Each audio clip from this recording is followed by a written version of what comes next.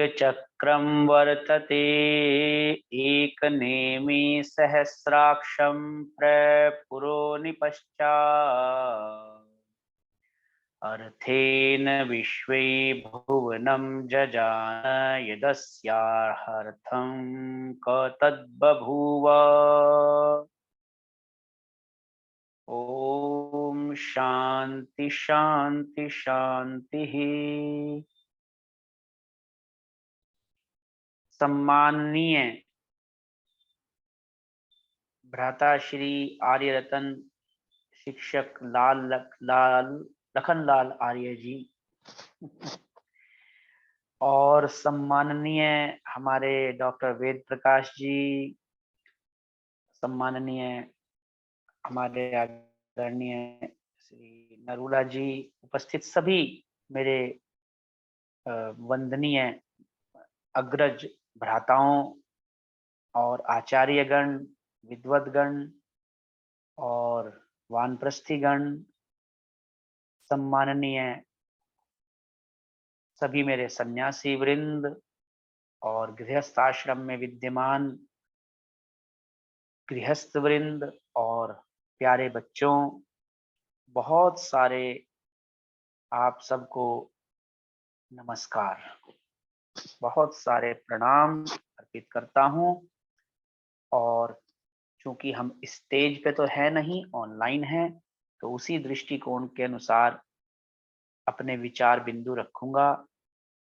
तो मैंने जो आपके सामने एक पवित्र यह वेद मंत्र रखा है और ये अथर्ववेद के 10वें कांड के और 8वें सूक्त का 7वां मंत्र है।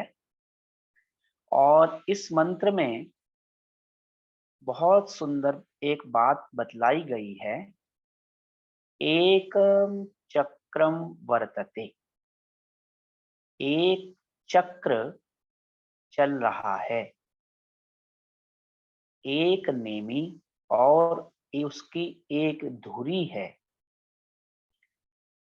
सहस्राक्षरम प्रपुरो निपश्चा, और यह अनवरत गति से अनंत काल से पहले से चला आ रहा है, अनादि काल से, और यह अनादि काल तक इसी प्रकार से चलता रहेगा। जो उस चक्र को चलाने वाले को जान लेगा, वह इस चक्र गति से कुछ समय के लिए थोड़ा सा विश्राम कर लेगा, बाहर चला जाएगा, बाकी लोग इसी चक्र में भ्रमण करते रहेंगे। अब ये मैं आपको यहाँ तक इस वेद मंत्र का थोड़ा सा भाव बतलाया।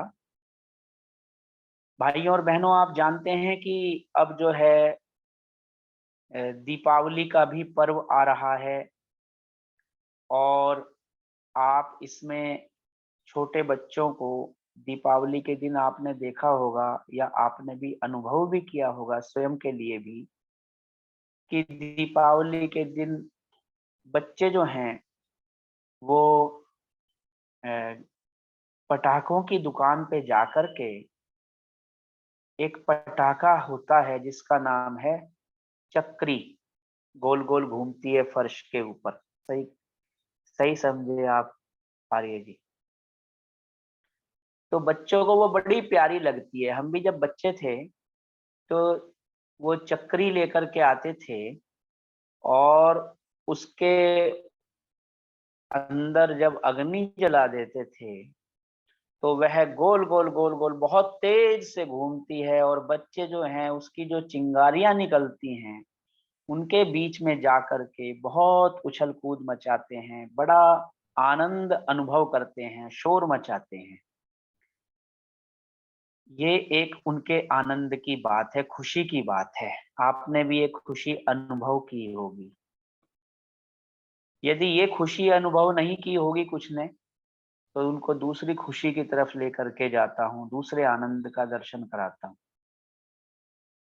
आप जब छोटे थे तो आप हम सब देखते हैं कि हमें एक चीज का बड़ा शौक होता है बचपन में।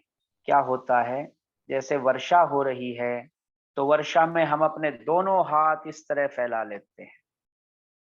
देखा होगा, कुछ बच्चों को भी आपने देखा होगा अपने गली में, मोहल्ले में, छत पर, और वो दोनों बाहु फैला करके इस प्रकार से घूमते हैं, चक्र लगाते हैं, इस तरह से घूमते हैं। इस घूमने का जो आनंद है वो तो वे जानते ही हैं क्या आनंद है। जब तक उनका सिर ना चकलाने लग जाए, या जब तक संसार घूमता हुआ ना दिखाई देने लग जाए, तब तक वो घूमते ही रहते हैं। इसी प्रकार से आप देखिए कि हम लोग जो हैं वो कई बार हम नृत्य देखते हैं, जैसे कि कथक नृत्य हुआ, कुचिपुड़ी नृत्य हुआ, बहुत सारे अपने दक्षिण भारत के नृत्य भी देखते हैं।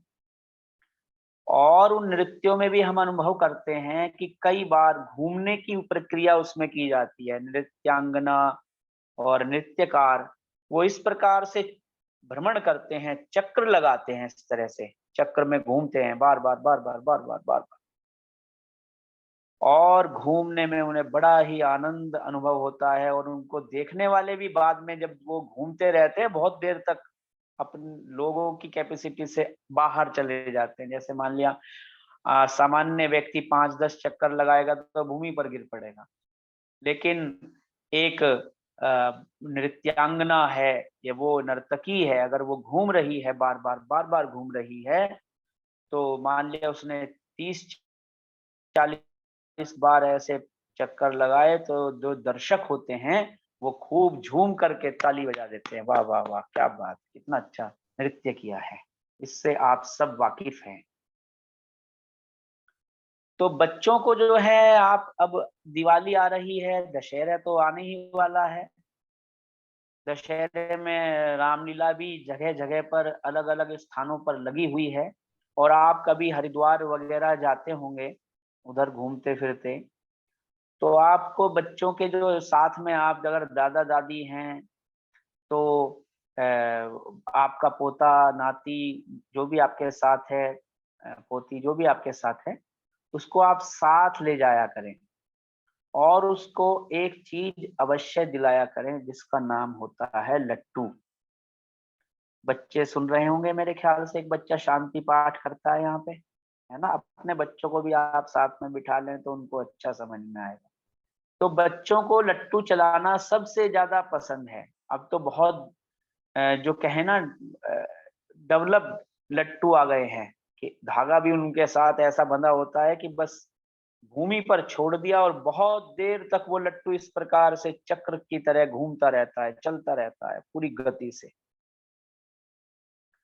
और बच्चे उसको, लट्टू को घूमते देख करके, उसको फिरकी को घूमते हुए देख करके इतना खुश होते हैं कि मेरी फिरकी ज्यादा देर तक चली। अगर दो घर में भाई हैं, भाई बहन हैं, तो वो जिसकी फिरकी ज्यादा देर तक चलती है फिर वो उछल करके ताली बजाता है और खुशी से झूम जाता है, वाह क्या बात है, इतनी अच्छी तरह से मेरी फिरकी ज्यादा देर तक चली इसलिए मैं जीत गया। ऐसे कि उनमें प्रतियोगिता भी होती है। तो बच्चों को लट्टू जरूर दिलवा देना आप, अगर घर में बच्चे आपके लेकर के जाओगे जब उन्हें कहीं, दशहरे वाले आसपास के किसी भी दिन। तो इसलिए लट्टू को चलाने में एक बड़ा मजा है, फिरकी को चलाने में एक बड़ा मजा आता है, आनंद आता है। और जब हम इस आकाश की ओर देखते हैं, रात के समय जब आप छत पर निकल जाते हैं और आकाश में देखते हैं, यह आकाश असंख्य लोक लोकांतरों से, ग्रहों उपग्रहों से भरा हुआ दिखता है। पता नहीं कितने तारे हैं, कोई गिनती नहीं है, कोई गणना नहीं है। और इन तारों के मध्य में भी हमारा एक सौर मंडल है। जो तारा आपको आज दिखलाई, जो स्टार्स आपको आज दिखाई दे रहे हैं, जो तारे आपको आज दिखाई दे रहे हैं, जिस स्थिति में आप फोटो खींच के रख लें, यदि कल को यदि आप आकाश को देखेंगे तो वे अपने स्थान पर वहां पर नहीं होंगे, वे अलग कहीं चक्र लगा रहे हैं, अपने अपने सूर्य के चारों ओर चक्र लगा रहे हैं। जो साइंस है वो भी ये कहती है कि सूर्य जो है, जब उसका प्रादुर्भाव हुआ सूर्य का, तो सूर्य के प्रादुर्भाव होने के पश्चात जो हमारा सौर मंडल है, यह उनके गुरुत्वाकर्षण में बंध गया। सूर्य ने अपनी ग्रेविटी के द्वारा उनको बांध लिया और फिर वे सारे के सारे पृथ्वी, मंगल, बुध, शुक्र, बृहस्पति, शनि, ये सब के सब उस सूर्य के चारों ओर इस प्रकार से चक्कर लगाने लगे, बार बार चक्कर काटने लगे। और वेद में इस बात को प्रमाणित करते हुए, है ना, इस बात को प्रमाणित करते हुए महर्षि स्वामी दयानंद सरस्वती जी ने सृष्टि विद्या विषय में लिखा है, आयम गहु पृश्निरक्रमीद सदन मातरम पुरः पितरम च पर्यंस्वः, कि यह जो गौ है, पृथ्वी है, यह अपने धुरी पर घूम रही है, अपनी धुरी पर भी चक्र काट रही है, भ्रमण कर रही है, और साथ में सूर्य की भी परिक्रमा कर रही है। पितरम च पर्यंस्व, इसको पितर बोला गया सूर्य को वहां पर, इस सूर्य के चारों ओर परिभ्रमण कर रही है, ऐसा भी बतलाया। तो ये हमारी विद्या, साइंस जो है बहुत पुरानी, आज से नहीं है। वैज्ञानिक लोग जो चीज आज जान लेते हैं उसको हमने बताया ये बात तो, लेकिन हमारी सारी विद्याएं संस्कृत में है। चलिए आगे बढ़ते हैं। तो इसलिए ये जितना सौर मंडल है, ये सब अपने अपने सूर्य की परिक्रमा कर रहे हैं, उसके चक्कर लगा रहे हैं और एक तरह का नृत्य कर रहे हैं चक्कर लगाते हुए। उनको एक बड़ा आनंद मिल रहा हो, जैसे इस प्रकार से ऐसा भ्रमण कर रहे हैं। अब आइए आप अपने शरीर पर आ जाइए, जिस शरीर में हम बैठे हुए हैं अपने। ऐसा भी डॉक्टर लोग भी कहते हैं, वैज्ञानिक भी कहते हैं कि हमारे शरीर का प्रत्येक कोष्ठक घूम रहा है। हमारे शरीर का प्रत्येक जो तंतु है वह निरंतर घूम रहा है, चाहे हमारे मस्तिष्क का तंतु हो, चाहे हमारे त्वचा का तंतु हो, चाहे हमारे रुधिर का तंतु हो, हमारे शरीर का प्रत्येक तंतु चक्र लगा रहा है और बहुत तेजी से घूम रहा है। हमारा ये रुधिर जो है ये चक्कर लगा रहा है, किस तरफ जा रहा है आप अच्छी तरह जानते हैं। यह हृदय की ओर जाता है बार बार, और हृदय से निकल करके फिर सारे शरीर में परिभ्रमण करता हुआ, चक्र लगाता हुआ हृदय में आ जाता है। और लगाने के कारण से, रुधिर के बार बार घूमने के कारण से शरीर में भ्रमण पे निकला हुआ है रक्त हमारा, और इसी कारण से हम जीवित हैं। यानी कि यदि चक्र बंद हो जाए, रुधिर का चक्र बंद हो जाए, तो आप समझ लीजिए ब्रेन हेमरेज हो जाता है तुरंत, हाथों हाथ कहानी खत्म हो जाती है वहां पर। फिर इसके बाद आप देखिए श्वास और प्रश्वास का हमारा चक्र चल रहा है निरंतर। यदि हम श्वास ले रहे हैं तो छोड़ना आवश्यक है, श्वास को छोड़ रहे हैं तो लेना आवश्यक है। और ये चक्र हम नहीं ले रहे हैं, ये कोई बैठा हुआ है हमारे भीतर, एक शक्ति है हमारे भीतर जो जिसका मैंने जिक्र किया, जो इस चक्र को चलाने वाला है, जो चक्रधारी है।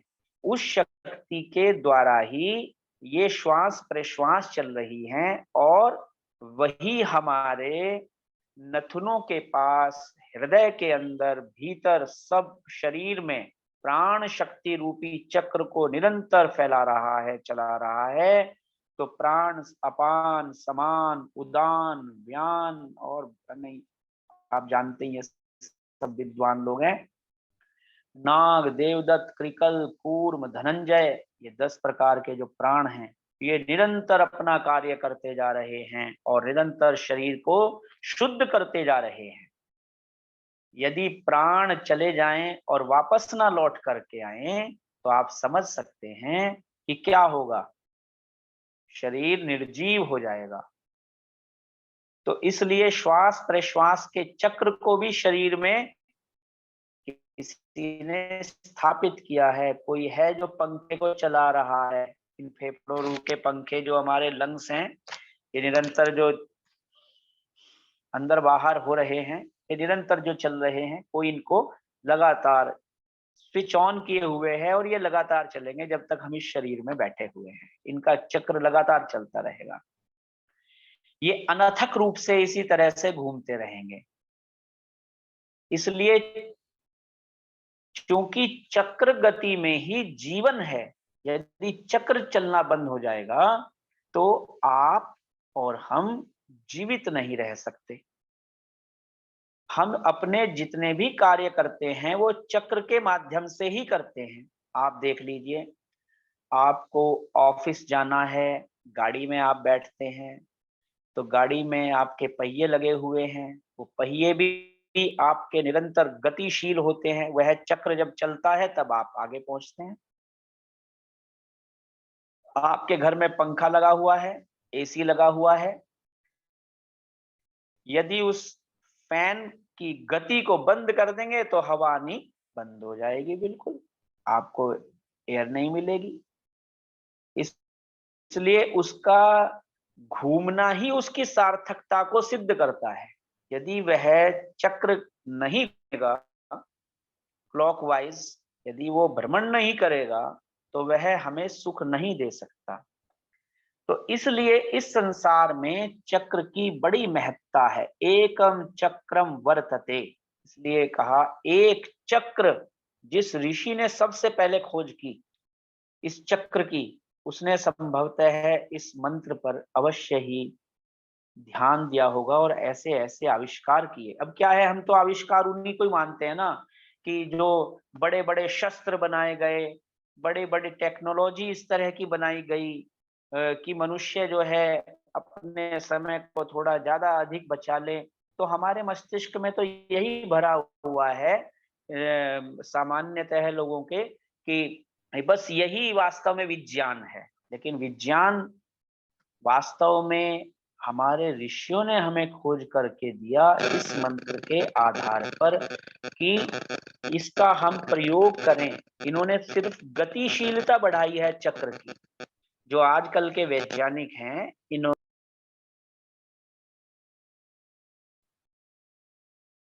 क्षमा कीजिएगा किसी का फोन आ गया, तो इन्होंने क्या किया, इसकी गति को बढ़ाया है केवल मात्र।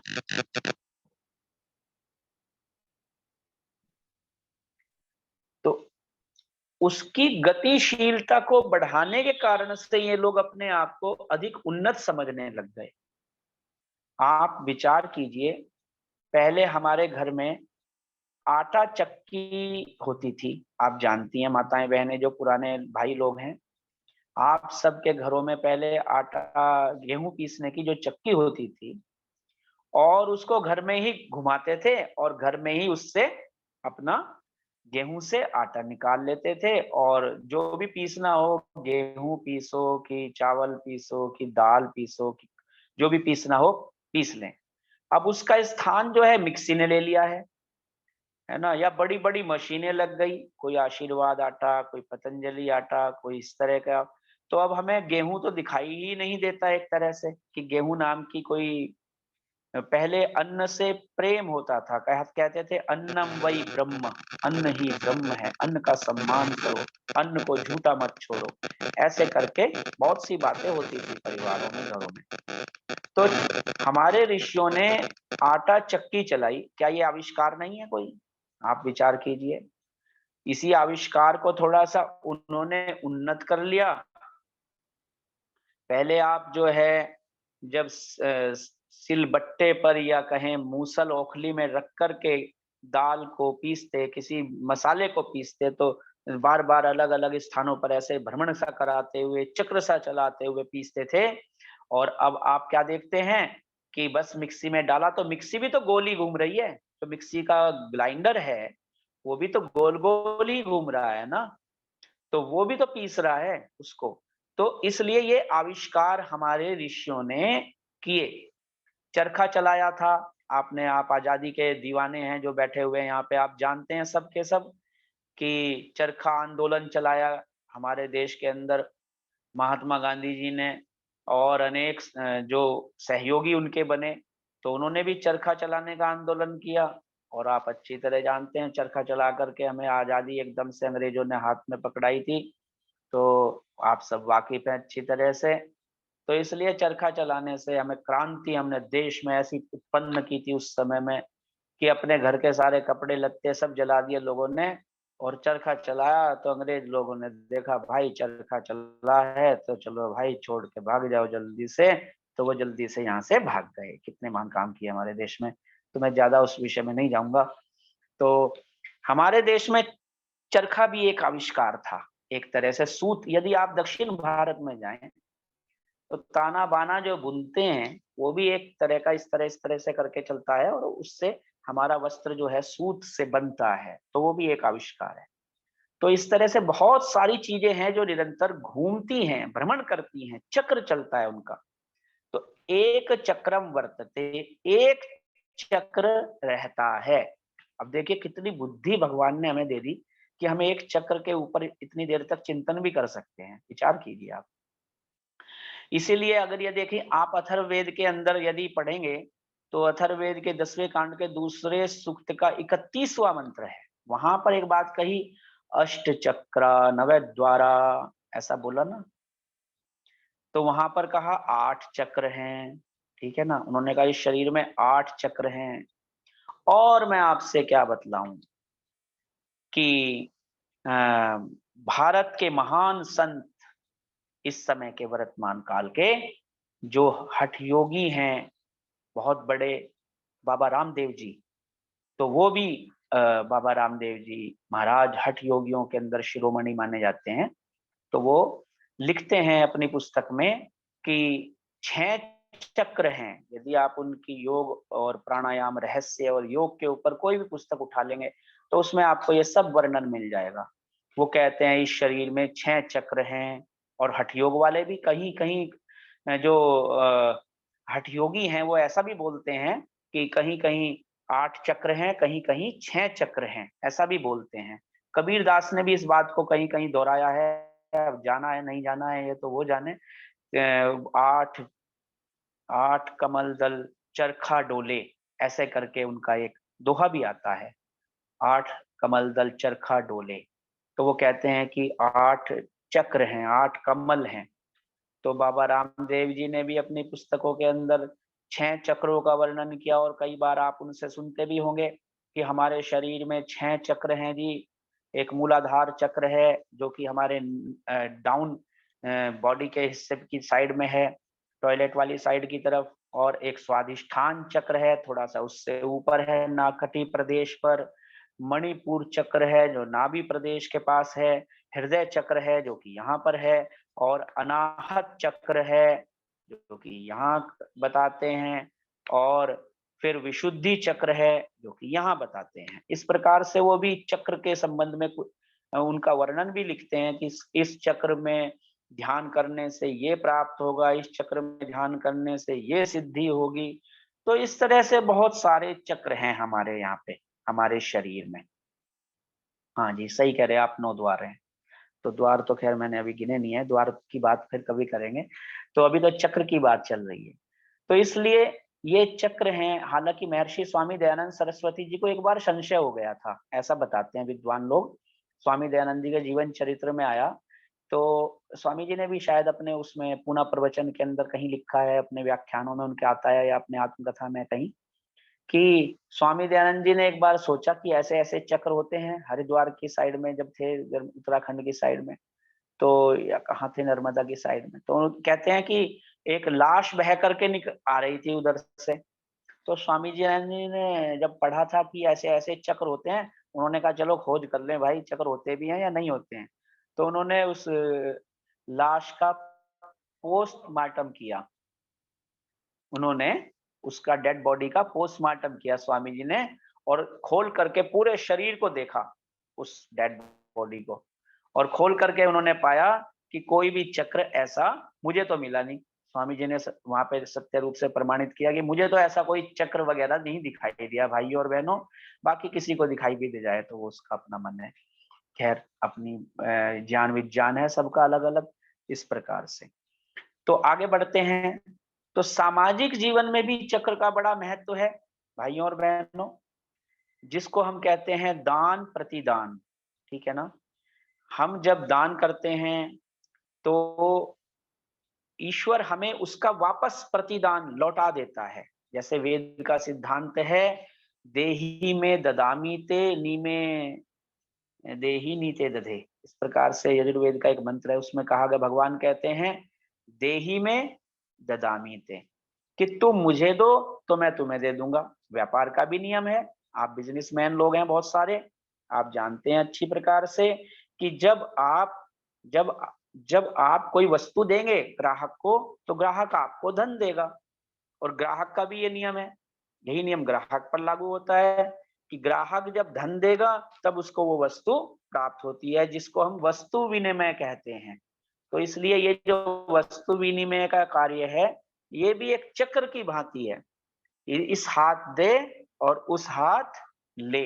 इसलिए कई लोग अपनी दुकान के ऊपर लिखते हैं, आज नकद कल उधार, है ना, ऐसा भी लिखते हैं लोग।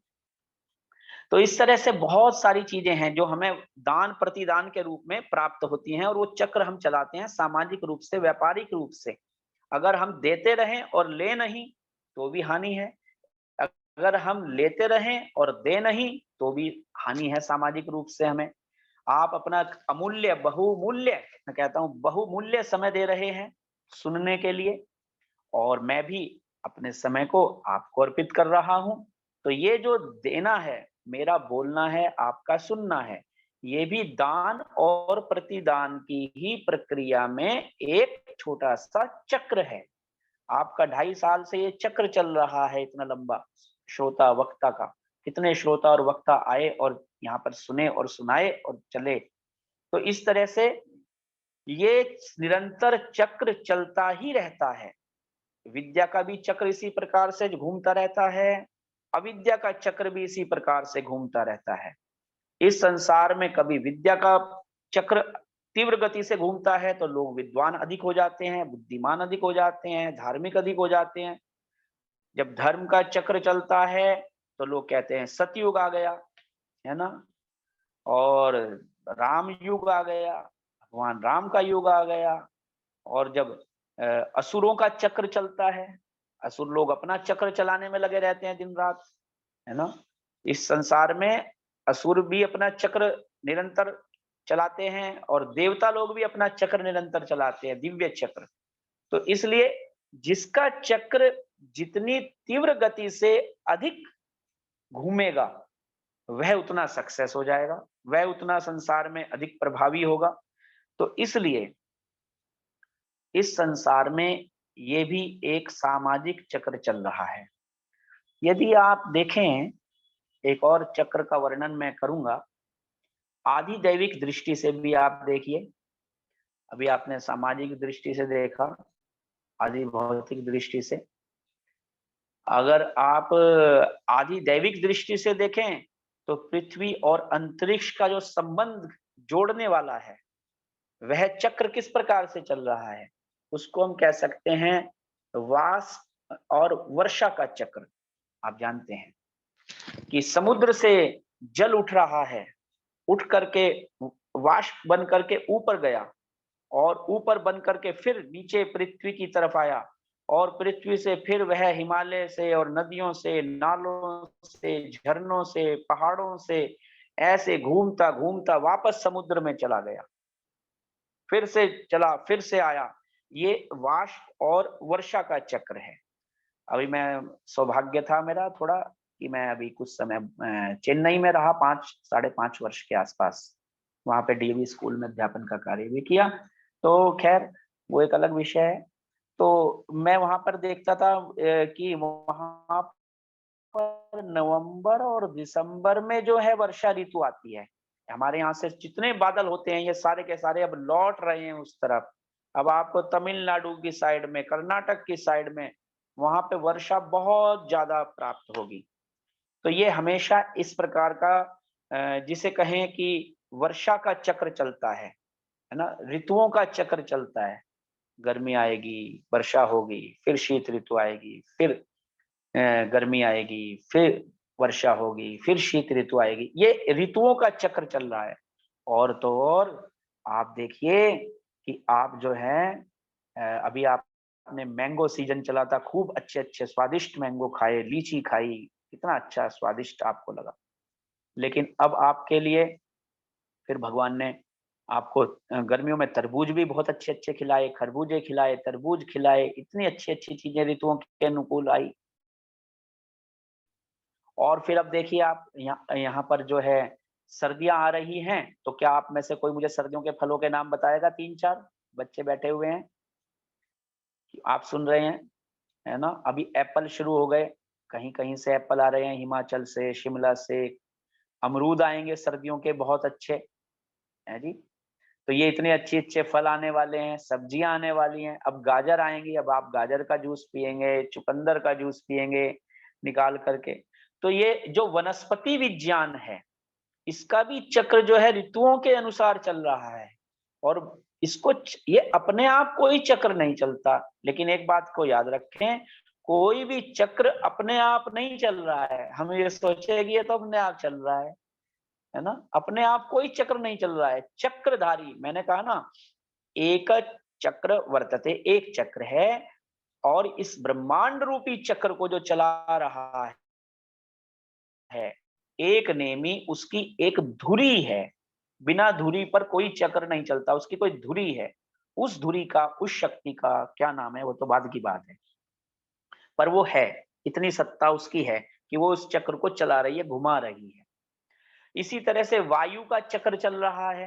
कभी गर्म वायु आएगी, कभी ठंडी वायु आएगी, है ना? अभी आप देखिए चक्रवाती तूफान चलते हैं, बड़े बड़े उठते हैं समुद्र के अंदर। तो क्या होता है? सुनामी आ जाती है, शहर के शहर बाढ़ आ जाती है, शहर के शहर तबाह हो जाते हैं, नष्ट हो जाते हैं सब। घर टूट, दीवारें टूट जाती हैं। और आए दिन तो ये खबरें आती रहती हैं, आज ये दीवार टूट गई, आज दिल्ली में दीवार टूट गई, बिल्डिंग गिर गई, कि मुंबई में वर्षा अधिक हुई, वायु बहुत तेज, हवा का झोंका इतना तेज आया। तो ये सब जो हैं चक्र चल रहे हैं इस प्रकार से, वायु के चक्र। अब आप आ जाइए व्यक्तिक रूप से अपने जीवन चक्र के ऊपर वापस लौटते हैं। एक हमारा जो जीवन चक्र है, मनुष्य का, प्राणी का, सब प्राणी अनंत प्राणी है। उन अनंत प्राणियों के अंदर उनके अनगिनत जीवन चक्र चल रहे हैं, है ना? अभी जीवन है, फिर एक बार एक चक्र चलेगा मृत्यु का, फिर मृत्यु का चक्र शुरू हो जाता है। लेकिन मृत्यु के चक्र के रुक जैसे ही मृत्यु ने अपना काम किया, फिर से जीवन चक्र शुरू हो जाता है। तो हम सब जीवन मृत्यु दिन रात, है ना? ऐसे चल रहा है हमारा जीवन। हमारा जीवन बंधा हुआ है दिन और रात से। तो दिन अभी आप शाम हो रही है, रात आने वाली है, कल को फिर दिन हो जाएगा। ठीक 12 घंटे के बाद फिर से दिन, फिर 12 घंटे के बाद फिर से रात। बच्चे जो है ना वो एक बच्चे से मैंने पूछा, बेटे आपको कौन सा सब्जेक्ट पसंद है? तो बच्चे स्टूडेंट कहता है कि मेरे को जो पसंद नहीं है वो बतला देता हूँ मैं, मुझे जो पसंद है वो तो आप छोड़िए सर, लेकिन जो मुझे पसंद नहीं है वो बताता हूँ। मुझे भूगोल जो है ना, एसएसटी, वो सब्जेक्ट बिल्कुल पसंद नहीं आता कभी। तो देखिए बच्चे जो है ना अपनी मन की बात एकदम से बता देते हैं। मुझे क्या पसंद आता है? मैंने कहा अच्छा ये बताओ कि दिन और रात ये पसंद आते हैं? नहीं। कह रहा हाँ ये तो मुझे अच्छे लगते हैं। और खासकर संडे का दिन मुझे सबसे ज्यादा अच्छा लगता है, रविवार का दिन जो होता है, उस दिन छुट्टी होती है। आप विचार कीजिए अगर हमारे चक्र में जो ये हमारे चक्र चल रहे हैं, वार के चक्र, है ना, सोम मंगल बुध बृहस्पति शुक्र शनि रवि, फिर सोम मंगल बुध बृहस्पति शुक्र शनि रवि, हम इस रूप में भी चक्र कह सकते हैं कि ये निरंतर चक्र चल रहे हैं। अगर ये चक्र ना हो या इस चक्र में से एक दिन गायब कर दो कहीं से, रविवार को गायब कर दो या सोमवार को गायब कर दो, तो कितना विचित्र अनुभव होगा हम सबको। आप विचार कीजिए कि अरे रविवार तो आया ही नहीं और फिर से ड्यूटी पे जाना है, तो लोग तो जो है बेहोश होने शुरू हो जाएंगे, काम बंद कर देंगे अपने काम धंधे सबके सब। तो भगवान ने ये जो है बनाए हैं शुक्ल पक्ष, कृष्ण पक्ष, फिर इनका चक्र चलता है, पूर्णिमा अमावस्या ये निरंतर आ रही हैं, जा रही हैं, आ रही हैं, जा रही हैं। इसी तरह से आप देखिए फिर संवत्सरों का चक्र है, युगों का चक्र है, युगांतरों का चक्र है, चतुर्युगी का चक्र है और कल्प का चक्र है। अनंत काल तक ये समय का चक्र चलता रहता है। और आपने यदि महाभारत तो आपने देखी देखी होगी भाइयों और बहनों, ये तो मैं जानता हूँ। उसमें वो आता था ना एक गीत, महाभारत महाभारत अथ श्री महाभारत कथा। तो उसमें जो बोलने वाला था व्यक्ति, उसके पीछे भी एक चक्र घूमता रहता था इस तरह से, और वो यहीं से शुरू करता था अपना बोलता हुआ कि मैं समय के चक्र में आपको एक ऐसा वृतांत, एक ऐसा दृष्टांत, एक ऐसी कथा सुनाने जा रहा हूं जो मानव जीवन का इतिहास भी बनी और प्रेरणा भी बनी। तो एक चक्र सा पीछे पीछे घूमता रहता था। तो ये संसार वास्तव में चक्र से चलता है। आपने वेद का आप रोज रात को मंत्र पाठ भी करते हैं, वहां पर आता है यस्मिन् दिचः साम यजुंषि यस्मिन् प्रतिष्ठिता रत्ना भाविवारा यस्मिश्चितं सर्वमोतं प्रजानाम, है ना। तन्मे मनः शिव संकल्पमस्तु सुषारथिरश्वानिव यन्मनुष्यान् नियते। तो यह जो रथ है, ऐसा भी भगवान ने कहा कि मैंने आपके हृदय में, आपके मन में, आपके चित्त में चारों वेदों का ज्ञान प्रतिष्ठित किया हुआ है। यदि आप उस ज्ञान को प्राप्त करना चाहते हैं तो अपनी धुरी से, केंद्र से जुड़ जाइए। क्योंकि बिना केंद्र पर आए, बिना उस धुरी को पहचाने जो घुमा रहा है, बिना अंदर के चक्र को पहचाने हम बाहर के चक्रों को समझ नहीं सकते। ठीक है ना। जितने भी चक्र हैं, बहुत प्रकार के चक्र हैं, आप जानते हैं, है ना। सत्वगुण, रजोगुण, तमोगुण, इलेक्ट्रॉन, प्रोटॉन, न्यूट्रॉन, इनका चक्र चल रहा है निरंतर। ऐसा कहते हैं कि प्रलय काल में भी हम तो सब के सब सुषुप्ति में पहुंच जाएंगे, ठीक है ना। जो मोक्ष में जाने होंगे वो मोक्ष में जाएंगे, लेकिन प्रलय काल में भी क्या होगा, प्रलय काल की अवस्था के भीतर भी इलेक्ट्रॉन, न्यूट्रॉन, प्रोटॉन, प्रकृति के परमाणु इस असंख्य ब्रह्मांड में कहीं ना कहीं चक्र में रहेंगे, घूमते ही रहेंगे, ठहरेंगे तो नहीं। अगर ये रहेंगे, इनका अस्तित्व, एक पृथ्वी का ही तो प्रलय होगा, केवल एक पृथ्वी, और ये तो ईश्वर के ऊपर है। तो पृथ्वी का प्रलय किस रूप में करता है, उसका विज्ञान है, क्योंकि वो ही हैज एक्सट्रीम लेवल, उसके पास सब कुछ एक्सट्रीम लेवल पर है, हर हर चीज उसके पास, बहुत ज्ञान विज्ञान उसका समझ नहीं पाएगा कोई।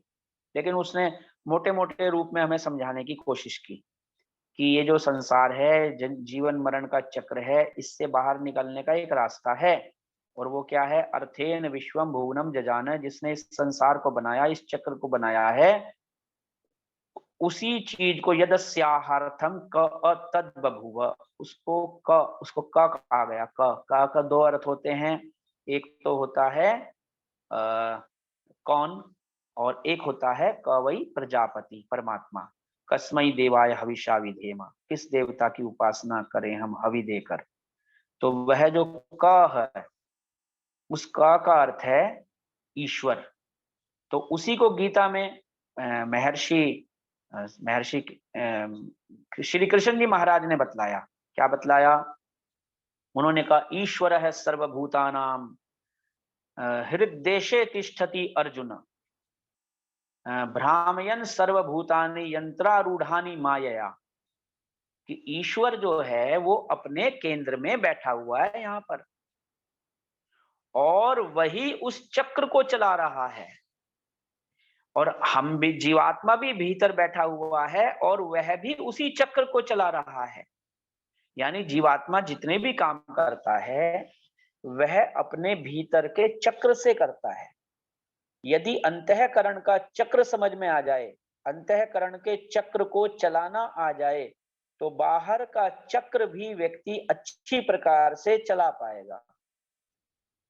यदि भीतर का चक्र गलत दिशा में चल रहा है, गलत डायरेक्शन में जा रहा है, भीतर के विचारों का चक्र गलत डायरेक्शन में चल रहा है, तो बाहर के क्रियाकलाप भी गलत ही होंगे, उनको भी रोकने का कोई साधन नहीं है। तो बाहर से बदलना एक अलग है, बाहर से तो देखिए, माफ कीजिए, मेरा एक विषय मैं और देना चाहता था, कभी आगे देंगे कभी। जो पहले देव थे वे असुर बने। यदि जो ये विषय अलग है इससे, मेरे वाले इस आज के विषय से, लेकिन मैं उसके बारे में एक लाइन कहूंगा केवल, कि जो असुर लोग होते हैं, जो पाप का चक्र चलाने वाले लोग होते हैं, जो दुष्चक्र चलाने वाले होते हैं, जो असुर लोग होते हैं, उनकी ये पहचान होती है कि वो लोगों के भीतर के धर्म के चक्र को बंद कर देते हैं और अपने पाप के, बुराइयों के चक्र को चला देते हैं समाज में, विश्व में, राष्ट्र में। उसके कारण क्या होता है कि दुनिया जो है अब इस्लाम के चक्र में फंसी हुई है, जैसे कि 56-57 देश फंसे हुए हैं इस्लाम के चक्कर में, और वो पाप का चक्र है, बुराइयों का चक्र है, हत्याओं का चक्र है, अधर्म का चक्र है, मानव जाति का विनाश करने वाला चक्र है। उस चक्र को हटाने के लिए वैदिक चक्र को चलाना पड़ेगा, वैदिक विचारधारा को इतना अधिक घुमाना पड़ेगा, इतना अधिक उसको, वैदिक विचारों को लोगों के हृदयों में, मनोमस्तिष्क में इतना फैलाना पड़ेगा कि उनका वह चक्र हमारे चक्र के प्रभाव से समाप्त हो जाए। और ये आज से नहीं चला, भोग विलास का चक्र जो चल रहा है, जो पाप का, इनका अधर्मियों का दुष्चक्र चल रहा है, ये आज से नहीं चल रहा, ये बहुत सालों से चल रहा है। मूर्खों का 1400-1500 वर्ष हो गए इनके चलते हुए चक्र को, बुराइयों के इस तरह के। तो इस तरह से बहुत से चक्र हमारे समाज को तोड़ने में, देश को तोड़ने में, अनेक प्रकार के चक्र अभियान चले हुए हैं। उनको रोकने का प्रयास वैदिक संस्कृति के द्वारा ही, वैदिक चक्र के द्वारा ही हो सकता है। अब देखिए, भगवान ने एक और चक्र हमें बना करके दिया, और उस चक्र का नाम क्या है? यज्ञ चक्र, आप ये कह लीजिए, है ना। आप देखिए, यज्ञ रूपी चक्र को हम चलाएंगे तो प्रकृति रूपी चक्र हमारा अच्छा चलेगा। यदि यज्ञ रूपी चक्र अच्छा नहीं हुआ तो प्रकृति रूपी चक्र अपने आप ही दूषित हो जाएगा और प्रकृति का विनाश हम करेंगे, प्रकृति अपना विनाश चक्र हमारे लिए चला देगी। इसी तरह से शासन चक्र चलता है। आप देखिए, मनुस्मृति के अनुसार महर्षि मनु ने इतनी अच्छी पुस्तक लिखी और मूर्ख लोगों ने उसको जलाया, है ना। इतने इतने बड़े मूर्ख पड़े हैं धरती पर। महर्षि मनु ने ऐसा संविधान दिया कि कोई व्यक्ति भी पाप के चक्र में ना फंसे। अधर्मय नय धते ताव तत्व भद्राणी पश्यति ततः स पत्नांजयति समूलस्तु विनश्यति। ऐसा करके महर्षि मनु ने कहा कि भाई, अधर्म के चक्र को जो भी चलाएगा, वो भले ही कितना जीतता चला जाए, कितना आगे बढ़ता चला जाए, लेकिन अंत तो गत्वा वह समूल विनष्ट हो जाता है। इसलिए अधर्म के चक्र में मत फंसो, धर्म के चक्र को चलाओ, ऐसा महर्षि मनु जी ने कहा। तो महर्षि मनु वाले चक्र को तो लोगों ने धीरे धीरे बंद कर दिया और एक नया चक्र चलाया। कभी आरक्षण का चक्र चलाया गया, कभी तरह तरह का, बहुत सारे पाप के चक्र इस तरह से चलते रहते हैं दुनिया में, जिसके कारण से संसार के अंदर बहुत प्रकार की बुराइयां, अपराध, हिंसा और अज्ञानता फैलती चली जाती है। परमात्मा ने तो सीधी सी बात कही है वेदों के अंदर कि तुम वेद रूपी चक्र को चलाओ, और वेद रूपी चक्र के अनुसार ही राजा शासन चक्र चलाए अपना। राजा जो है वह प्रजा से टैक्स ले रहा है, लेकिन उस टैक्स को लेकर के फिर प्रजा के, अच्छे लोगों के हित में नहीं लगाता, तो उसका शासन चक्र भी धीरे धीरे नष्ट भ्रष्ट हो जाता है। इसलिए हमारे वेदों के अंदर इस यज्ञ चक्र को चलाने की बात कही। फिर आप ये कहें कि अब आप मुझे कहेंगे कि आप सब विषयों को एक साथ ले रहे हैं। मैं कुछ कुछ विषयों को जोड़ रहा हूं अपने चक्र के साथ। जैसे कि धर्म चक्र चलाने का जो जिम्मा होता है वो ब्राह्मणों का होता है, ठीक है ना। धर्म चक्र का कार्य है ब्राह्मणों के लिए कि आपको धर्म चक्र चलाना है अपना, ठीक है। क्षत्रियों का कार्य है शासन चक्र चलाना। अर्थ चक्र, जैसे कि वेद कहता है अर्थेन विश्वे भूनम जजान, अर्थ चक्र को चलाने का कार्य वैश्यों का है। और सेवा चक्र को चलाने का कार्य शूद्र व्यक्ति का है, जो काम नहीं कर पाए इस प्रकार से ज्ञान बल बुद्धि विद्या आदि तेज की।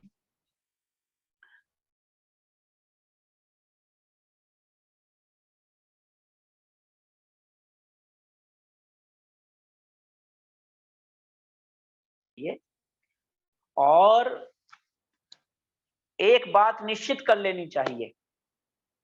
देखिए हम भगवान श्री कृष्ण जी को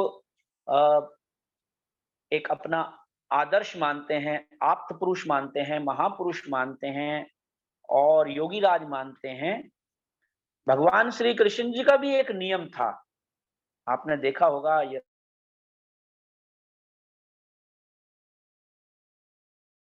शिशुपाल ने, जो कि श्री कृष्ण जी की बुआ के लड़के लगते थे, उनको भरी सभा में गालियां देनी शुरू कर दी, क्योंकि उन्होंने वचन दिया था कि मैं इसके 100 अपराध क्षमा करूंगा। जब शिशुपाल 100 गालियां दे चुकता है, तब सुदर्शन चक्र भगवान श्री कृष्ण जी के द्वारा चलता है। ऐसा ही नियम ईश्वर का भी है। ईश्वर भी यह देखता है कि यह मनुष्य 100 पाप कर चुका है। कहते हैं ना, पाप का घड़ा भर गया। कोई व्यक्ति बुराइयां करता है, कोई व्यक्ति हिंसा करता है,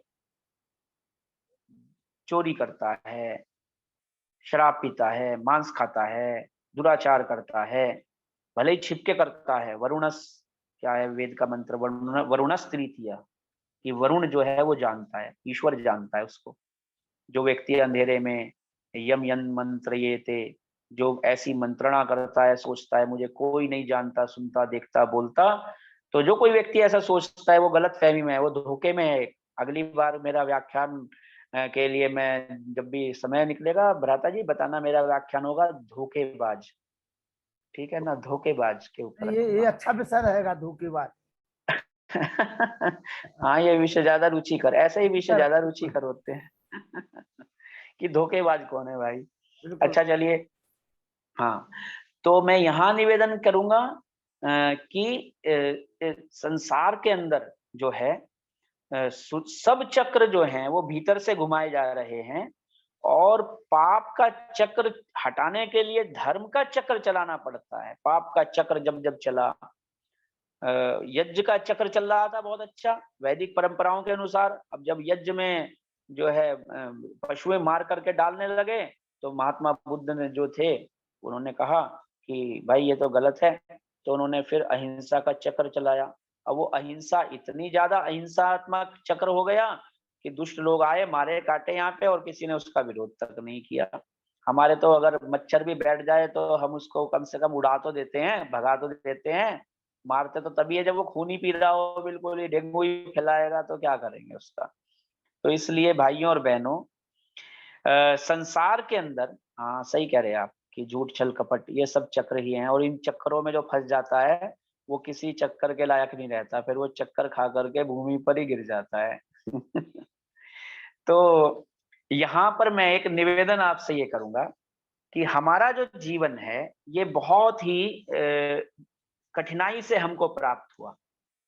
तो इस जीवन को अच्छे रास्ते पर चलाने के लिए बच्चों को भी अच्छे चक्र में हमें चलाने सिखाने चाहिए। दिवाली जब घूम आएगी तो उनको लट्टू जरूर दिलाना, दशहरा दिवाली पर।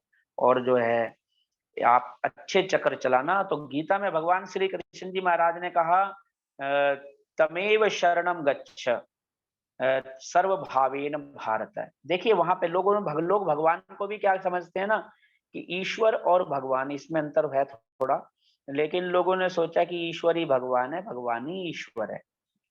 सत्य है कि भगवान ईश्वर के गुणों को धारण करके ही बनता है। कोई भी व्यक्ति भगवान बनेगा तो ईश्वर के गुणों को धारण करके बनेगा, लेकिन ईश्वर की सत्ता अलग सत्ता है। तो वहां पर भगवान श्री कृष्ण जी ने कितना अच्छा श्लोक लिखा कि तमेव शरणम गच्छ, उस एक चक्रधारी की शरण में जा। तमेव, अगर ये कहते ना मामेव शरणम गच्छ, मामेव तो बाद में किसी ने दूसरे दूसरे जो है ना मम, कि तू मेरी शरण में आ जा ऐसा, लेकिन वहीं पर विरोधाभास हो जाता है ना, तो जो सत्य बात है उसको मानना चाहिए हमें। तो भगवान श्री कृष्ण जी ने कहा कि तमेव शरणम गच्छ सर्वभावेन भारत, अपने समस्त अच्छे भावों के साथ उस संसार रूपी चक्र चलाने वाले की शरण में चला जा। तत्प्रसादात पराम गतिम शांतिम स्थानम प्राप्स्यति शाश्वतम, और उससे तुझे तीन चीजें मिलेगी। क्या मिलेगा? पहले तो तुझे प्रसाद मिलेगा, प्रसाद माने प्रसन्नता मिलेगी, और शांति मिलेगी, और सबसे बड़ी बात है शाश्वत सुख की प्राप्ति यानी मोक्ष की प्राप्ति होगी। तो इतना सुंदर जो भगवान श्री कृष्ण जी का वाक्य है, तो उनके सुदर्शन चक्र को इस तरह से भी हम देख सकते हैं कि जो सुदर्शन चक्र जैसे उन्होंने चलाया, वैसे ही जो व्यक्ति कभी बुराइयों का चक्र चलाएगा, अधर्म का चक्र चलाएगा, चक्र चलाएगा, समाप्त करने के लिए हम सब लोगों को इकट्ठा होकर के अच्छे विचारों का चक्र चलाना होगा, जिससे ये संसार रूपी चक्र अच्छी प्रकार से चले और ईश्वरीय चक्र में हम सहयोग दें। इन्हीं शब्दों के साथ वाणी को विराम। आपने समय दिया, सुना, आपका बहुत बहुत धन्यवाद। बहुत नमस्ते। बहुत आभार हमारे हिंदुस्तान अखबार के पत्रकार शशिकांत मिश्रा जी और दैनिक क्रांति दूत के पत्रकार कृपाल गौतम, दोनों पत्रकारों का बहुत बहुत स्वागत। अनुपमा डोगरा जी, अनुपमा डोगरा जी जुड़ी हुई है। अनुपमा डोगरा जी लगता है चली गई है। अनुपमा डोगरा जी कोई बात नहीं। आप लोगों के मन में कोई जिज्ञासा रही हो सुनने के बाद, अब बस उस जिज्ञासा को हमारे बीच में रखें। तब तक मैं डॉक्टर व्यासनंदन शास्त्री जी का आशीर्वाद ले लूं। किसी के मन में कोई जिज्ञासा हो, आप अपनी जिज्ञासा पूछ लीजिए। डॉक्टर व्यासनंदन शास्त्री जी, डॉक्टर व्यासनंदन शास्त्री जी आइए। चक्र चल रहा है समय का हमारा, और समय निकल जाएगा तो फिर चक्र खत्म हो जाएगा। प्रताप नारायण पाल जी, आप अपने पिताजी को सुनवा रहे हैं। प्रताप नारायण पाल जी, प्रताप नारायण पाल जी, चलिए। राजेश बहल जी आप आइए जी। उषा मलिक जी बोलिए। उषा मलिक जी इंडोनेशिया से, इंडोनेशिया से उषा मलिक जी बोलिए। अभी इन्होंने कि 6 चक्र शरीर में होते हैं, दयानंद जी उनको मना कर रहे थे, तो पोस्टमार्टम में तो कभी चक्र निकलते नहीं है, तो मैं कुछ समझ नहीं पाई इस बात को। कपिल देव हेलो, जी हाँ आइए। हाँ मेरी जी, आवाज आ रही है? जी ये उषा हाँ मलिक जी, जी, उषा मलिक जी हैं इंडोनेशिया से। ये पूछ रही हैं आपसे जी। हाँ जी, हाँ जी, सही कह रहे हैं। बात जी दरअसल ऐसी है कि जो मैंने 6 चक्रों के संबंध में बतलाया ना, जी वो जो मैंने इसलिए बताया, वो हठ योगी लोग मानते हैं। जो हठ योगी होते हैं, जो महर्षि पतंजलि को मानने वाले हैं, जी वो इन चक्रों को नहीं मानते। इसलिए मैंने बाबा रामदेव जी का नाम लिया। हठ योगी हैं वो, चूंकि तो नहीं, आपने उनको, महर्षि हाँ दयानंद के लास्ट हाँ, महर्षि दयानंद जी ने चक्रों का, हाँ, अगर आप पोस्टमार्टम सैद्धांतिक रूप से आएंगे, हाँ जी हाँ, सुनिए, यदि आप सैद्धांतिक रूप से बात करेंगे तो महर्षि दयानंद जी ने इसको मना किया हुआ है कि शरीर में कोई चक्र नहीं होता। हठ योग के अनुसार लोग मानते हैं अपना, सबकी अपनी अपनी मान्यताएं हैं। लेकिन महर्षि दयानंद जी ने ध्यान करने के स्थान बतलाए हैं सत्यार्थ प्रकाश के 7वें समोल्लास में। संभवतः हठ योग के मानने वाले लोगों ने उन्हीं ध्यान के बिंदुओं को चक्र का नाम दे दिया है। जैसे कि महर्षि दयानंद जी ने कहा कि ये स्थान जो ऊर्ध्व स्थान है, इस स्थान पर नासिका के अग्रभाग पर, जिह्वा के अग्रभाग पर, कंठकूप में, हृदय प्रदेश में, नाभि में अथवा रीढ़ की हड्डी के बीच में किसी भी स्थान पर अपने मन को आप केंद्रित कीजिए और वहां पर महर्षि दयानंद जी कहते हैं कि जो हृदय में ये जो कमल के आकार का वेश्म यहाँ पर एक स्थान है, एक गड्ढा है, इस स्थान पर जीवात्मा और परमात्मा दोनों के दोनों एक साथ एकाकार, यानी ध्यान जब ईश्वर का कोई करेगा तो यहाँ पर एकदम लग जाता है, जल्दी लग जाता है, तो यहाँ ध्यान करना उचित है।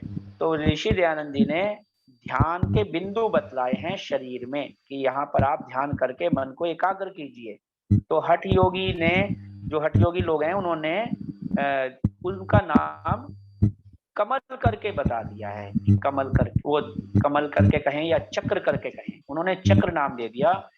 मूलाधार चक्र, स्वादिष्ठान, मणिपुर, हृदय, अनाहत और विशुद्धि चक्र, उन्होंने ये नाम दे दिए हैं। ऐसा है, महर्षि दयानंद के अनुसार नहीं है ये बात। धन्यवाद। धन्यवाद जी। धन्यवाद। हरिओम सविता जी, वीडियो खोल करके सामने आइए। हरिओम सविता जी। चलिए सूरत पुनिया जी पूछिए, क्या पूछना है? सूरत पुनिया जी पूछिए, पूछिए सूरत पुनिया जी। नमस्ते जी आचार्य जी। हाँ पूछिए पूछिए।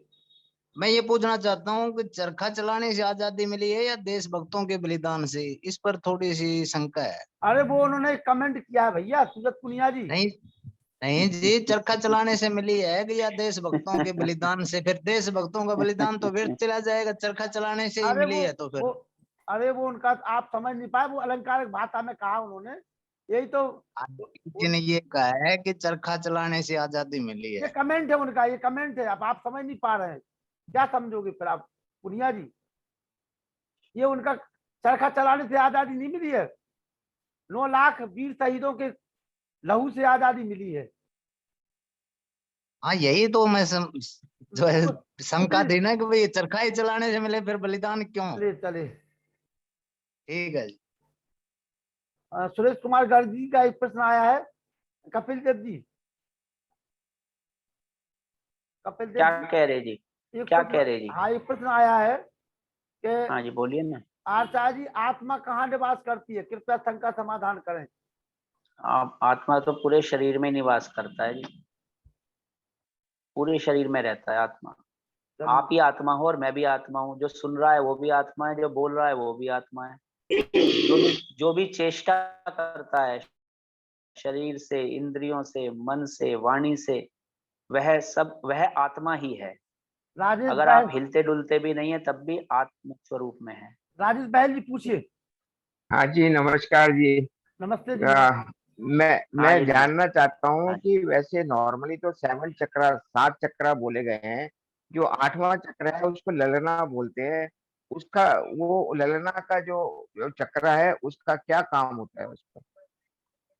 ये तो आपको मूलाधार चक्र, स्वादिष्ठान चक्र, मणिपुर चक्र, अनाहत चक्र, स्वादिष्ठान चक्र, इसके लिए हमें, हाँ जी सही कह रहे, हृदय चक्र, जो अष्ट चक्र में ललना बोलते हैं। स्वामी रामदेव जी को मैंने सुना था एक वीडियो में।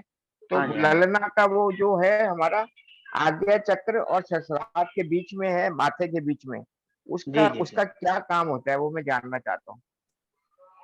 ये रामदेव जी से पूछना पड़ेगा जी।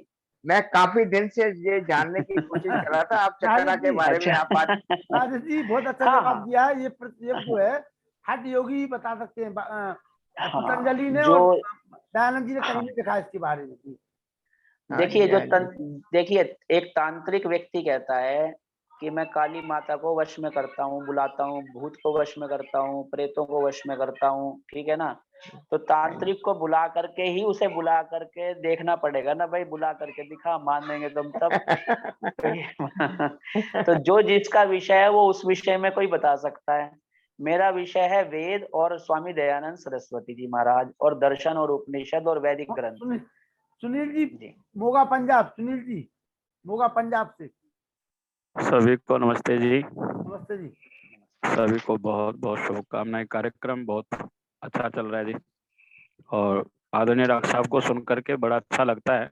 पहले भी इनके प्रवचन सुने और आज भी जो चक्र के बारे सब में बोले रहा जी। वास्तव में गतिमय तो रहेंगे ही, लाभ ही लाभ होगा। तो भाई लखन जी का आपका विशेष रूप से धन्यवाद और सभी का धन्यवाद जी। प्रताप नारायण पाल जी बोलिए आप। प्रताप नारायण पाल जी कहाँ भीड़ में खोए हैं? प्रताप नारायण पाल जी ऑडियो खोलिए, ऑडियो खोलो पहले।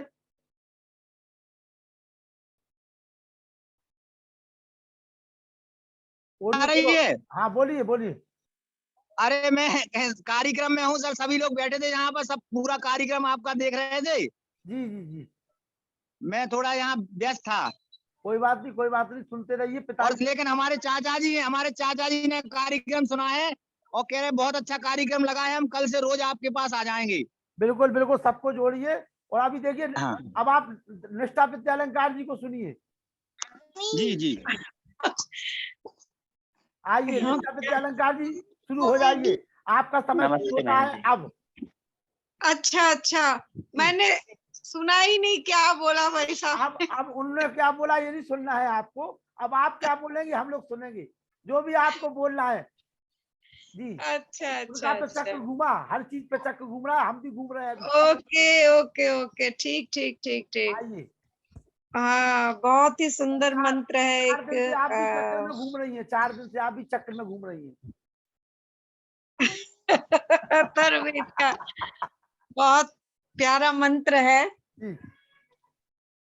विदुम दद्राणम समने बहुनाम युवानम संतम पलितो जगार देवस्य पश्य काव्यम महित्वाद्या ममार साया समाना।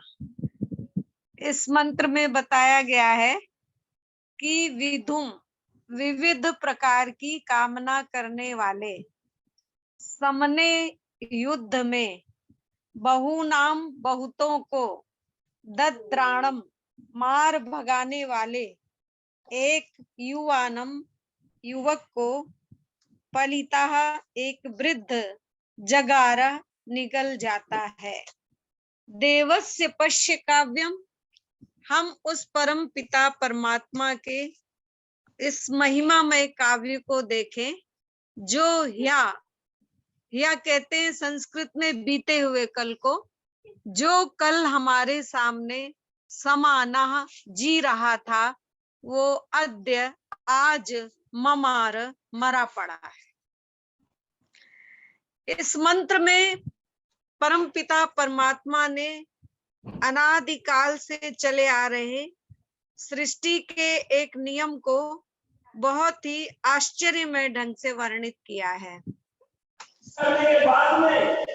हमारा ये संसार जो है वो अनेक प्रकार के द्वंद्वों में बंधा हुआ है। सुख दुख, हानि लाभ, यश अपयश, आना जाना, खाना पीना, रोना हंसना, चलना फिरना, उठना बैठना आदि अनेक प्रकार के द्वंद्व हैं जिनमें ये संसार बंधा हुआ है। तो उसी क्रम में जन्म और मरण भी है। गीता में भी कहा गया है, जातस्य ही ध्रुवम मृत्यु ध्रुवो जन्म मृतस्य च। इस संसार में जिस व्यक्ति ने भी जन्म लिया है उससे एक ना एक दिन इस संसार से प्रस्थान भी अवश्य करना है। महाभारत में भी यक्ष युधिष्ठिर संवाद में यक्ष ने युधिष्ठिर से अनेक प्रश्न किए हैं और उसमें एक प्रश्न यह भी किया है कि मतः आश्चर्यम परम, संसार का आश्चर्य क्या है। तो उत्तर देते हुए युधिष्ठिर ने कहा है कि अहानि अहानि भूतानि गच्छन्ति यम मंदिरम शेषा जीवितुम इच्छन्ति कि मतः आश्चर्यम परम। कह रहे हैं कि संसार में प्रतिदिन ही ये देखा जा रहा है कि जन्म लेने वाले प्रत्येक प्राणी मृत्यु के ग्रास बनते चले जा रहे हैं, मृत्यु को प्राप्त होते चले जा रहे हैं। लेकिन शेषा जीवितुम इच्छन्ति, उनमें जो शेष बचते हैं वो यही सोचते हैं कि अभी तो हम जीवित ही बने रहेंगे, तो इससे बड़ा आश्चर्य और क्या हो सकता है। वस्तुतः प्रारंभ से ही व्यक्ति जब से माँ के गर्भ में आता है और गर्भ के बाहर निकलते ही वो अनेक प्रकार के संघर्षों का सामना करता है, अनेक प्रकार के द्वंद्वों का सामना करता है, और बाल्यावस्था से युवावस्था तक आते आते अनेक प्रकार की कामनाएं, अनेक प्रकार के विचारों में कुलावे मिलाया करता है कि मुझे ये करना है, मैं ये कर डालूंगा, मुझे ये नहीं करना, ये करना है, आदि आदि अनेक संकल्प विकल्प किया करता है। लेकिन आलस्य और परिस्थिति के वशीभूत होकर के वो जितनी कामनाएं किया करता है, जितने विचारों में जमीन और आसमान के कुलावे मिलाया करता है, वो उनको कार्य रूप में परिणित नहीं कर पाता है। ऋषि दयानंद ने भी व्यवहार भानु में एक उदाहरण दिया है कि एक शेख चिल्ली नाम का व्यक्ति था जो हमेशा विचारों के ताने बाने ही बुना करता था, लेकिन जितना वो सोचता था, जितना वो संकल्प करता था कि मैं ये करूंगा, उसका लेश मात्र भी वो कार्यान्वित नहीं कर पाता था। एक बार एक सेठ जी ने कुछ घी खरीदा और उस घी की मटकी को बाजार ले चलने के लिए एक नौकर तलाश रहे थे। तभी शेख चिल्ली उनके सामने उपस्थित हो गया, तो उन्होंने शेख चिल्ली से वो घी की मटकी को बाजार ले चलने के लिए कहा, और उस समय के हिसाब से उसकी मजदूरी जो है वो 2 आने तय कर दी, 2 रुपए। और जब मटकी ले करके शेख चिल्ली आगे आगे और पीछे पीछे लाला जी चल दिए, तो चलते चलते लाला जी विचार कर रहे थे कि आज का घी मेरा 11 रुपए में बिक जाएगा, तो मैं 10 रुपए कर्ज के चुका दूंगा, और फिर 1 रुपए के हिसाब से जब मेरे पास और पैसे हो जाएंगे तो मैं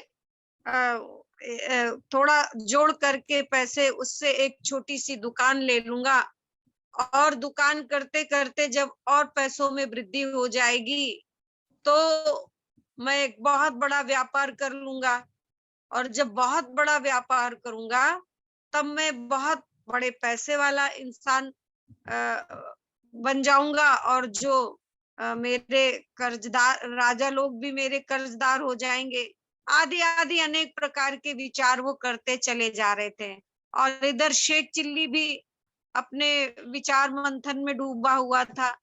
शेख चिल्ली सोच रहा था कि आज की मजदूरी मुझे 2 रुपए मिलेगी, तो उससे मैं एक बकरी खरीद लूंगा, उसके बच्चों का व्यापार करूंगा तो मेरे पास और पैसे हो जाएंगे, फिर मैं एक गाय खरीद लूंगा, उसके बछड़ों का व्यापार करूंगा और पैसे हो जाएंगे, फिर मैं एक घोड़ी खरीद लूंगा, उसके बच्चों का व्यापार करूंगा और पैसे हो जाएंगे, फिर एक हथिनी खरीद लूंगा, उसके बच्चों का व्यापार करूंगा। ऐसे करते करते मैं एक बहुत बड़े पैसे का मालिक बन जाऊंगा। और फिर क्या करूंगा, फिर मैं ये करूंगा कि मैं 2 स्त्रियों से विवाह करूंगा, एक स्त्री का नाम प्यारी रखूंगा और दूसरी स्त्री का नाम बेप्यारी रखूंगा। तो जब प्यारी के बच्चे मेरे पास आएंगे उनको बहुत प्यार से खिलाऊंगा, और जब बेप्यारी के बच्चे आएंगे तो उनको मना कर दूंगा, नहीं नहीं तुम दूर हटो। बस नहीं नहीं करते हुए उसने सिर हिलाया, और सिर पर रखी हुई जो घी की मटकी थी वो नीचे धड़ाम से गिर गई और सारा घी फैल गया। तो ये दृश्य देख करके लाला जी फूट फूट कर रोने लगे। तो लाला जी को फूट फूट कर रोते हुए देखकर शेख चिल्ली और जोर से रोने लगा। तो लाला जी ने कहा कि तू क्यों रोता है, तेरा क्या नुकसान हुआ? तो मेरा तो 11 रुपए का घी फैल गया। तो शेख चिल्ली कहता है, लाला जी तुम्हारा तो केवल 11 रुपए का ही नुकसान हुआ मेरा तो और बता बताया मेरा तो घर बना बनाया घर उजड़ बीवी गया। बच्चे मकान सारा ही ध्वस्त हो गया। तो इस तरह से जो केवल विचारों के विमानों में सैर किया करते हैं, उनका हश्र किसी शेख चिल्ली की तरह ही हुआ करता है। इसलिए एक अंग्रेजी के विद्वान ने लिखा है, this world is not for beggars but it is for those who struggle fight and conquers. ये संसार निकम्मियों के लिए, आलसियों और प्रमादियों के लिए नहीं है, बल्कि उनके लिए है जो इस जीवन में विजय श्री का वर्ण करते हैं। संघर्षों के द्वारा, संघर्षशील व्यक्ति ही इस संसार में विजय को प्राप्त करते हैं और आलसी और प्रमादी लोग जो है वो पड़े रह जाते हैं। तो इसलिए कहा शायर ने कि जिंदगी है कश्मकश, मौत है कामिल शकून, शहर में है शोरोगुल और मकबरा खामोश है। जिंदगी का मुख्य चिन्ह ही है संघर्ष, और संघर्ष का अर्थ होता है कर्म करने की प्रवृत्ति, जिसके कारण मनुष्य को मनुष्य या पुरुष को पुरुष कहलाने का प्रमाण पत्र मिला करता है। तो पुरुषार्थ के अभाव में पुरुष की चरितार्थता ही कहाँ है?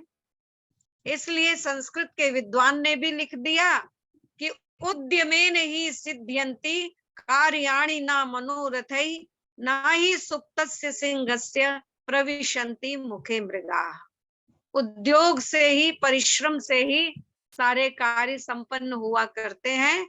जैसे कि सोते हुए सिंह के मुख में प्राणी स्वयं आकर के प्रवेश नहीं करते, उससे भी अपने भोजन के लिए परिश्रम करना पड़ता है। और आगे लिखा कि एक बार देवताओं ने जब समुद्र मंथन किया तो उससे उनको जब रत्नों की प्राप्ति हुई तो रत्नों को पा करके वो बहुत अधिक ना प्रसन्न हुए और ना बहुत अधिक गौरवान्वित हुए, बल्कि वो तब तक अद्य विष की प्राप्ति हुई तो भयभीत भी नहीं हुए, और तब तक वो अध्यवसाय करते रहे, परिश्रम करते रहे, उद्योग करते रहे, जब तक कि उन्होंने अमृत तत्व को नहीं प्राप्त कर लिया। सुधाम विना न प्रयुम विरिमम न निश्चितार्थात विरमंति धीरा। उन्होंने विराम ही नहीं लिया, विश्राम नहीं लिया, जब तक कि अमृत तत्व को प्राप्त नहीं कर लिया। तो ये संसार भी क्या है, एक समुद्र के समान है, और इस संसार रूपी समुद्र में विद्वानों का, विचारकों का, मनीषियों का विचार मंथन सदैव चलता रहता है। और जब वो समाज सुधार को लेकर के आगे बढ़ते हैं तो उन्हें अनेक प्रकार के द्वंद्वों का सामना करना पड़ता है। कहीं पर कटु वचन, कहीं पर व्यंग्यवाण, और कहीं पर गाली गलौज, और अनेक प्रकार के झंझावातों को वो सहते हुए, इन सारे द्वंद्वों को अपने ऊपर असर न करते हुए चरैवेति के सिद्धांत का परिपालन करते हुए वो इतिहास बना लेते हैं, इतिहास को अमर कर देते हैं।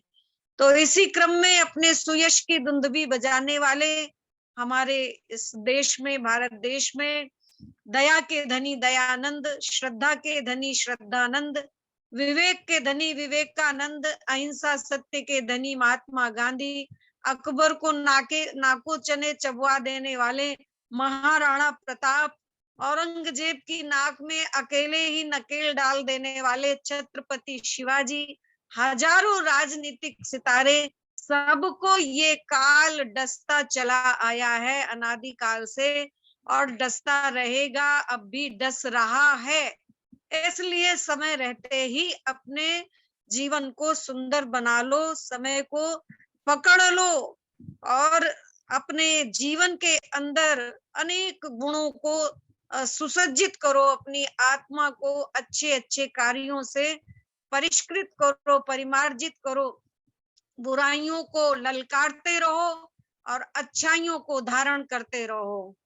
गरने की न जग में कमाओगे, कहो मालिक को मुंह क्या दिखाओगे। रिश्ता जोड़ा हुआ है क्यों बुराई से, बाज आ जाओ गुनाहों की कमाई से। तो इसलिए गर आत्मा को दर्पण ना बनाओगे, कहो मालिक को मुंह क्या दिखाओगे। तो जाना सबको है, प्रयाण सभी को इस संसार रूपी सागर से करना है। कोई अमर नहीं है, कोई नहीं रहा, बड़े बड़े महापुरुष चले गए तो हम कौन सी खेत की मूली हैं। और आप लोग नित्य प्रति देख रहे हैं, बड़े बड़े जो अभिमानी लोग थे, रावण, कंस, दुर्योधन, औरंगजेब, सिकंदर जैसे अहंकार की प्रतिमाएं जो थी, सबको ये काल डसता गया। सिकंदर जब गया दुनिया से दोनों हाथ खाली थे, है ना। तो कितना भी तुम बहुत कमाया यारो तुमने हीरे मोती, लेकिन याद रखना कफन की जेब नहीं होती। तो इसलिए अन्याय अधर्म से केवल हम लूटते ही न रहें, हम अपने पुरुषार्थ से कमा करके और उस धन से उस परोपकार भी करें, समाज सेवा भी करें, कुछ पुण्य भी अर्जित करें। तो यही जो पुण्य आप संचित करेंगे, यही सूक्ष्म रूप से आपके साथ जाता है। तो इसलिए आप समय को व्यर्थ ना गवाएं। चला हुआ गया हुआ समय फिर लौट करके नहीं आता है ना। इसलिए समय का सदुपयोग करते हुए आप केवल बस ख्यालों में ही खो करके ना रहें, उस भ्रमर की तरह कि वो सोच रहा है बैठ करके कमल पुष्प पर कि ये कमलनी फिर इसी तरह खिलेगी और ये भानु उसी तरह उदित होंगे और मैं फिर इसी में बैठ करके फिर इसके रस का पान करूंगा। लेकिन इत्थम विचिंतयति कोश गते दुरे फे, हा हंत हंत नलिनीम गज उज्जहार। तो इसलिए वो सपने संजोता हुआ एक कमल नाल को उस गज ने उधर साथ कर लिया। तो ऐसे ही हम भी बस सोचते हुए ही संसार रूपी सागर से प्रयाण ना कर जाएं। जो भी हमें ये जीवन मिला है उसका सदुपयोग करें। देखिए बिल्कुल भी एक निमेष, एक भी मिनट को गंवाए बिना, हमारे भाई लखनलाल जी उदाहरण है आज के समय में कि बिल्कुल अपने कहीं, चाहे वो गुरुकुल गए हों बेटी को लेने के लिए, छोड़ने के लिए, या कहीं भी किसी कार्यक्रम में हो, स्टेशन पे हो, कहीं भी हो, लेकिन अपने टाइम से जो उन्होंने संकल्प लिया है, ये वेद प्रचार की जो टिक टिक है, जैसे घड़ी की टिक टिक कभी बंद नहीं होती, ऐसे ही हमारे जीवन में भी अच्छे कार्यों की टिक टिक बंद नहीं होनी चाहिए। समय से अपना कार्यक्रम प्रारंभ कर देते हैं। कितना मथते हैं, कितने विद्वानों को रिक्वेस्ट करते हैं, प्रार्थना करते हैं, समय लेते हैं, क्यों आप सबका जीवन सुंदर बन जाए। और सुंदर तभी बनेगा वेद के विचारों से। और इधर उधर के जो मठाधीश हैं वो स्वयं ही जा करके जेलों में हवा खा रहे हैं गलत काम करके, तो वो हमें क्या रास्ता बताएंगे। नाम राम के ऊपर रख रहे हैं और राम का नाम ही बदनाम कर रहे हैं। जितने राम, आशा राम, राम रहीम, रामपाल, सब सड़ रहे हैं जेलों में। और कोई हरी चटनी और लाल चटनी में ईश्वर को दिखा रहा है, कोई राधे माँ जैसे बन के गोद में बिठा के भगवान के दर्शन करा रहा है।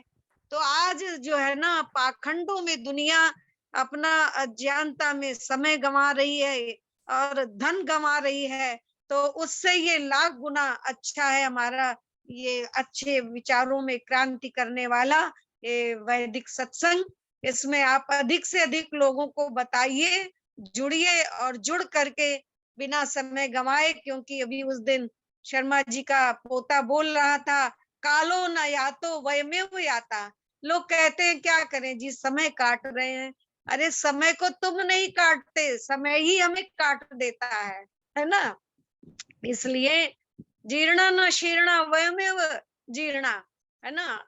ये जो भोग है ना, ये इनको भोगते हुए हमारा ये शरीर ही जीर्ण हो जाता है। तो इसलिए आप इन भोगों में इतना लिप्त मत होइए। जैसे दो पंख हैं उड़ान भरने के लिए पक्षी के होते हैं, ऐसे ही दोनों पंखों को सुदृढ़ करिए, भौतिक पंख भी और आध्यात्मिक पंख भी।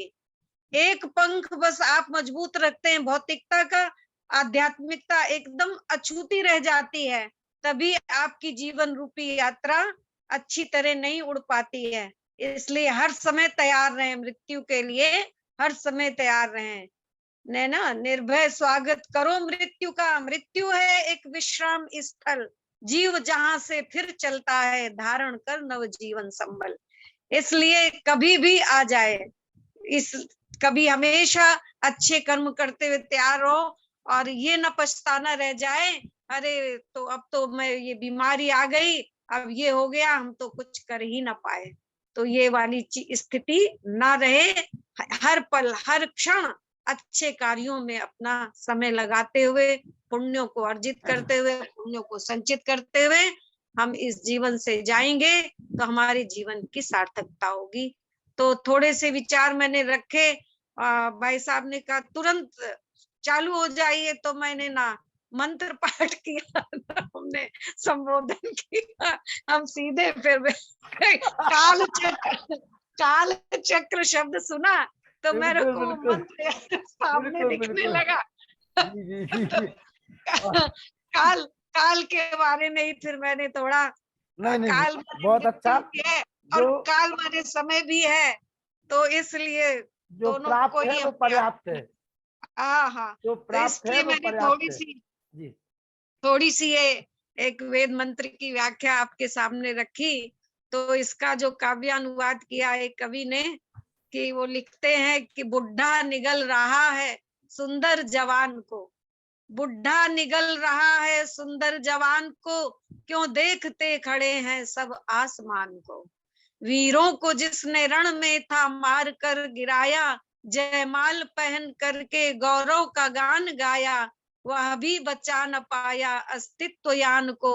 बुढ़ा निगल रहा है सुंदर जवान को, क्यों देखते खड़े हैं सब आसमान को। कल था समर्थ पूरा गरिमा से जी रहा था, कल था समर्थ पूरा गरिमा से जी रहा था, मन के मनोरथों की चादर को सी रहा था, निष्प्राण भूमि सोता तजकर गुमान को। बुढ़ा निगल रहा है सुंदर जवान को, क्यों देखते खड़े हैं सब आसमान को। संसार का नियम ही कितना महत्वशाली, संसार का नियम ही कितना महत्वशाली, हिलती बिना न उसके वृक्षों की पत्र डाली, तत्वज्ञ जानते हैं इस संविधान को। बुढ़ा निगल रहा है सुंदर जवान को, क्यों देखते खड़े हैं सब आसमान को। और अंत में स्पष्ट किया है कि बुढ़ा कौन है और जवान कौन है, क्योंकि जहां न पहुंचे रवि वहां पहुंचे कवि, और जहां न पहुंचे कवि वहां पहुंचे अनुभवी। कहा ये काल ही है बुढ़ा, ये काल ही है बुढ़ा प्राणी जवान जानो, यह काल ही है बुढ़ा प्राणी जवान जानो, इसके समक्ष अपनी ना शान तुम बखानो, करता यही है ढीली सबकी कमान को, करता यही है ढीली सबकी कमान को। बुढ़ा निगल रहा है सुंदर जवान को, क्यों देखते खड़े हैं सब आसमान को, क्यों देखते खड़े हैं सब आसमान।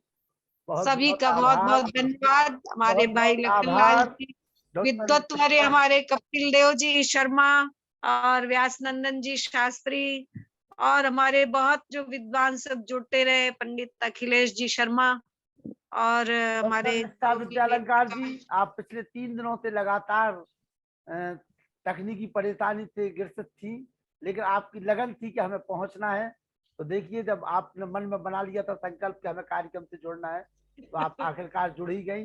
और यही होता है, संकल्प शक्ति होनी चाहिए। आराधना जी, जी जी जी, आपकी पूरी टीम का हार्दिक धन्यवाद जी। धन्यवाद। अच्छा जी, अनिल नरूला जी, आइए, समय हो चुका है। करतान पाठ हमारे समय नाती पूरे तैयार रहे। समय हो चुका है। सभी आर्यजनों को सादर प्रणाम। Doctor व्यासनंदन Shastri, doctor Kapil Dev ji, doctor निष्ठा विद्यालंकार जी, इन तीनों विद्वानों की इतनी महत्ता है कि इनके लिए कोई भी सब्जेक्ट दे दिया जाए तो उसके ऊपर घंटों बोल सकते हैं और बड़ा अच्छा बोलते हैं। मतलब उसके बारे में इतना प्रेरणादायक और अर्थपूर्ण होता है कि वो ऐसा ही लगता है कि बस चलता ही रहे। ये जीवन चक्र के बारे में आज कपिल देव जी ने, डॉक्टर निष्ठा जी ने बहुत अच्छा व्याख्यान दिया।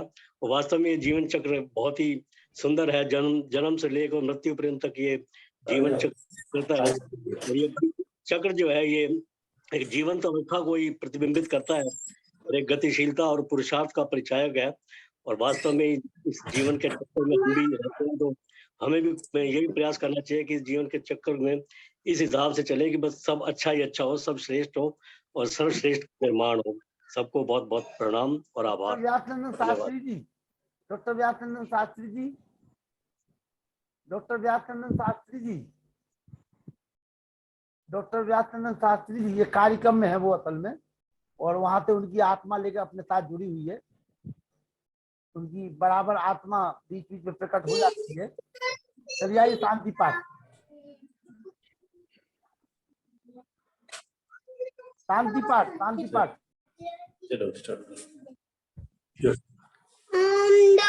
शांति अंतरिक्षगम शांति पृथ्वी शांति रापा शांति रौच जया शांति वनस्पतय शांति विषय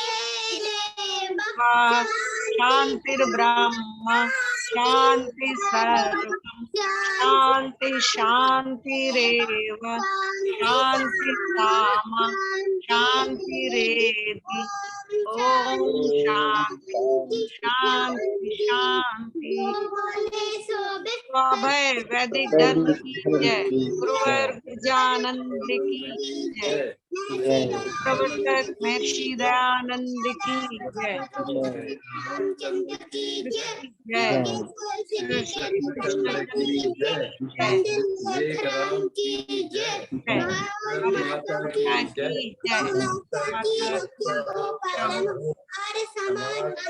अमर रहेगा वेद की ज्योति जलती रहे, झंडा ऊंचा रहे। हम बदलेंगे तू बदलेगा, हम सुधरेंगे।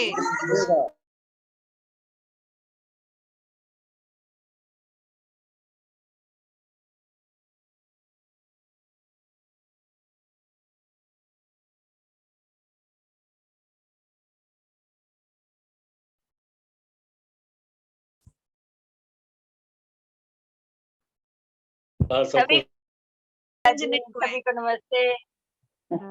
अनिल जी को भी नमस्ते। सभी को आप भी नमस्ते। वैसी हैं और क्या। अच्छा, हाँ बिल्कुल वैसे ही हैं। और शालिनी जी कहाँ है? शालिनी जी हरिद्वार तुम बिल्कुल वैसे हो जैसे जी। कल आ जाएंगी वो, है? कल आएंगी यहाँ पे। अच्छा अच्छा, चलिए चलिए, बढ़िया है। और कितने है। बच्चे हैं?